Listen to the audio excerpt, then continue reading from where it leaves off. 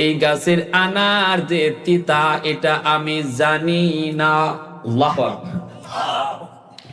মালিক তুই মুবারক, তুমি কও কি আজকে 20 বছর আমার বাগানের মালিক, আমার বাগানের ম্যানেজার, 20 বছরের ভিতরে কোন গাছের ফল মিষ্টি, কোন গাছের ফল তিতা, কোন গাছের ফল টক, এটাও তুমি বুঝতা না। কি কও তুমি, আমারে কি বুঝাইতে চাও?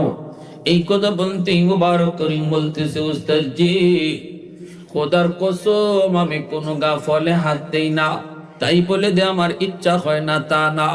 বড় লোকের মানুষেরা যখন আইসা তারা টাকা দিয়া ফলমূল কিনে খায়, তাদের খাওয়ার দৃশ্য দেখে আমারও খাইতে মন চায়, কিন্তু যখনই আমি কোনো ফল গাছে হাত লাগাই তখনই দেখি আমার আসমানের মালিক আমার হাতের দিকে তাকায় রইছি।